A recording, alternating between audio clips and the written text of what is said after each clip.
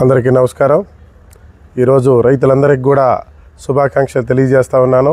ఎందువల్లంటే మన గౌరవ ముఖ్యమంత్రి వర్యులు నారా చంద్రబాబు నాయుడు గారు ఈరోజు అన్నదాత సుఖీభవ రెండో విడత రైతులందరి ఖాతాల్లో కూడా జమ చేయడం జరిగింది। 7,000 రూపాయలు ప్రతి రైతన్నకు కూడా ఇవ్వటం జరిగింది। మన కేంద్ర ప్రభుత్వం నరేంద్ర మోడీజీ గారు 2,000 రూపాయలు, రాష్ట్ర ప్రభుత్వం 5,000 రూపాయలు, మొత్తం వెరసి 7,000 రూపాయలు ఈ రోజున రెండో విడత రైతన్నకి మన రాష్ట్రంలో ఇవ్వటం జరిగింది। ఈ సందర్భంగా రైతన్నల తరపున నేను నారా చంద్రబాబు నాయుడు గారికి, అలాగే పవన్ కళ్యాణ్ గారికి, అలాగే నారా లోకేష్ బాబు గారికి కృతజ్ఞతలు, అలాగే వారిని ఈ సందర్భంగా అభినందిస్తూ ఉన్నాను రైతుల తరపున। ఎందుచేతనంటే ఇవాళ రాష్ట్రంలో చూసుకుంటే కూటమి ప్రభుత్వం వచ్చిన తర్వాత ఏ రైతుకి కూడా నష్టపోకూడదు, ఏ రైతు కూడా అని చెప్పేసి ఈ యొక్క ఖరీఫ్ సీజన్లో ఎరువులు ఇబ్బంది లేకుండా అందించడం జరిగింది।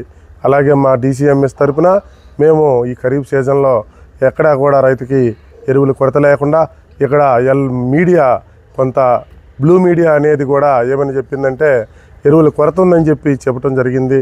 కానీ రాష్ట్రంలో ఎక్కడా కూడా యూరియా కొరత లేకుండా, DAP కొరత లేకుండా DCMS తరపున అలాగే మార్కెట్ తరపున అందించడం జరిగింది।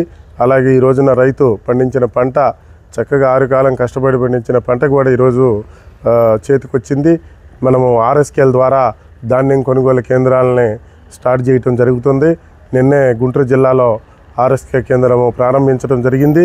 అలాగే ధాన్యం మద్దతు ధర రేటు కూడా ఈ సంవత్సరము గత సంవత్సరం కంటే కూడా 3% పెంచి 2,389 రూపాయలు ఈ సంవత్సరం ధాన్యం మద్దతు ధర మన రాష్ట్ర ప్రభుత్వం ఇవ్వటం జరిగింది। అలాగే దీనిలో రెండో వెరైటీ అయినటువంటి నెంబర్లు అది కూడా 2,369 రూపాయలు గత సంవత్సరం మీద రైతన్నకి 3% పెంచి ఇవ్వటం జరిగింది। కూటమి ప్రభుత్వంలో ఏ ఒక్క రైతు కూడా నష్టపోడు, రైతు సుభిక్షంగా ఉంటాడనేది ఈ సందర్భంగా తెలియజేస్తూ ఉన్నాం। మన రాష్ట్రంలో మన నారా చంద్రబాబు గారు ఉన్నంత వరకు కూడా మన రైతన్నలందరూ కూడా సంతోషంగా ఉంటారని తెలియజేస్తూ సెలవు తీసుకుంటా ఉన్నాను। జై హింద్।